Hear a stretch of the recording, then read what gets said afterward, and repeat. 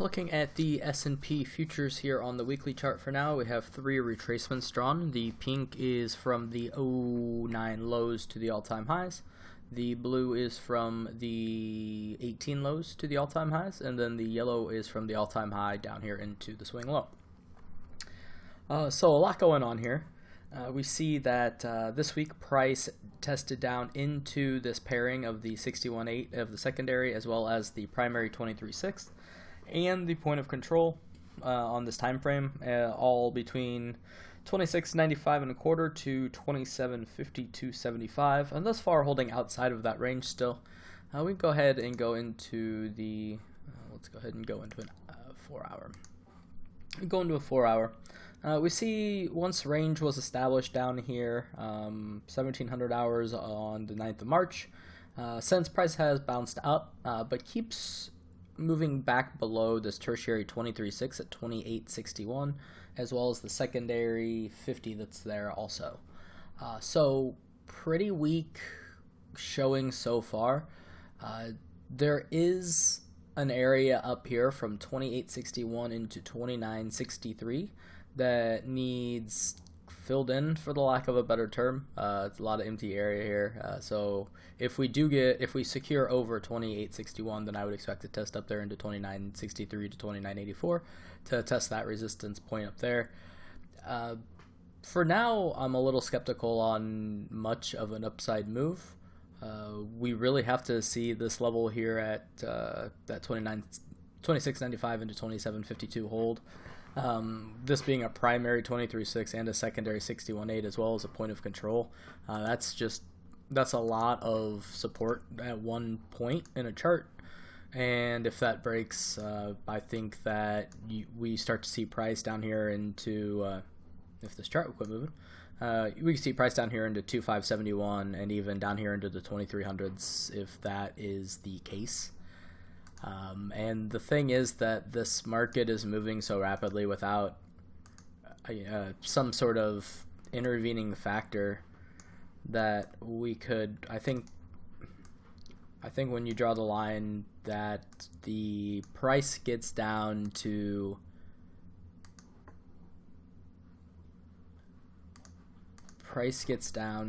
the final target at the primary 38.2 around mid-April, assuming that the rate of decline remains constant. So that's really something to consider. You're talking about how many points? 457 points. You're talking about another 16% lower. So I think that's certainly something that we all need to be cognizant of if this level doesn't hold. I'm assuming it's going to hold until it doesn't because it's a major support level. So, but just something to consider and have in the back of your mind moving forward.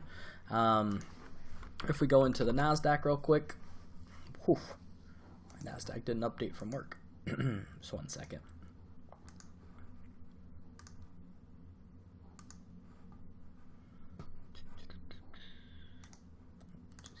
There we go. That's a little bit better. Cleaned up. Oh. There we go. So this is the Nasdaq. Only one retracement. We can put two retracements on it real quick. I'm just applying one from the '08 lows up here into the highs. And then we'll make it this pink color. Okay. Mauve, whatever.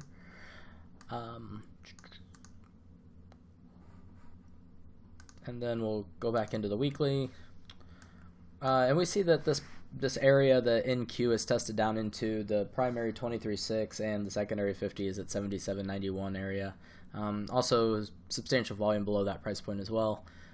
So I would say, in this regards, this one's probably set up just a little bit better than the ES, but still, the potential for a flush is there, though a lot less risk here with more volume and range. I think really at that point we would have to get into stock specific. If we check out something like Apple, for example, I'll just pull the secondary off real quick. So this is Apple right now on the weekly, and I just want to note the volume structure here on the side in blue. We see that there is very, very minimal volume on the way up.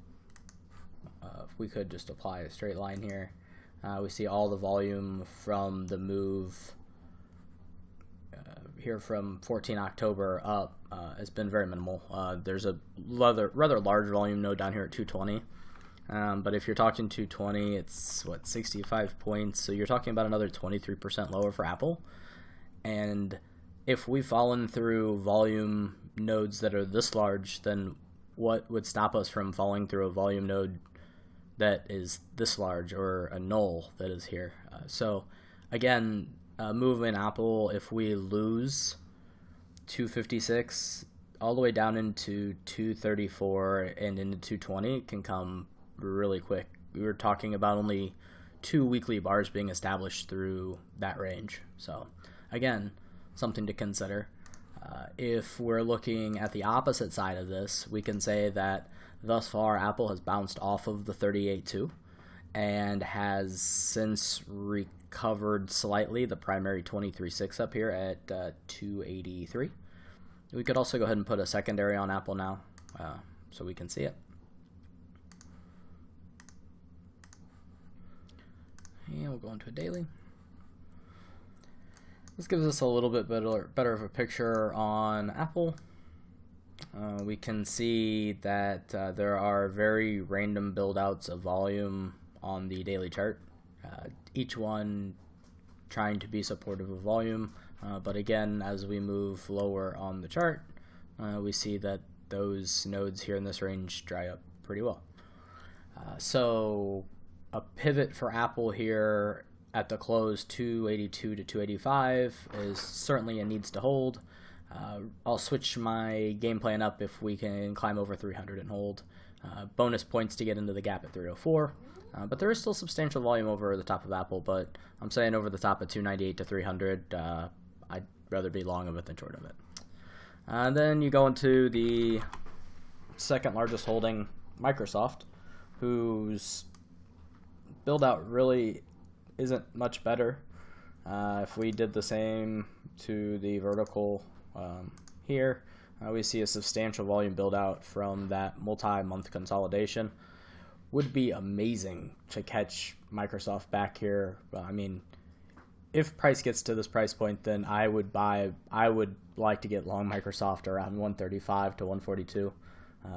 I don't think it's awesome that the market's coming down, but it is what it is.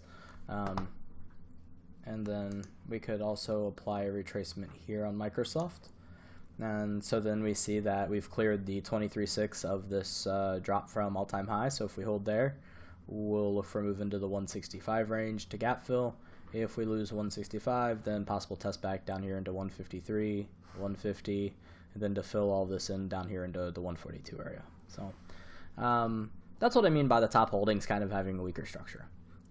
If Microsoft was at 142 and Apple was at 220 right now, then I would be having a talk about why I think that we should have a lot more long exposure. But we're not, and it's not. So this is my thought moving into Wednesday.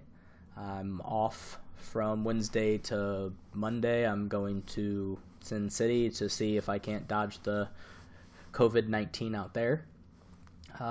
So try to be safe and practical, and I think as volatility remains high, we need to be cognizant that this market can still have some pretty rapid fluctuations. We have the Fed next Wednesday expected to cut rates again, and then there's a pretty large amount of expiring contract puts on the March monthlies that expire on the 20th. So just a couple things to keep in mind moving into the next week or so. Certainly some larger issues that can affect potential changes in the market. So hope everybody has a good weekend and trade safe.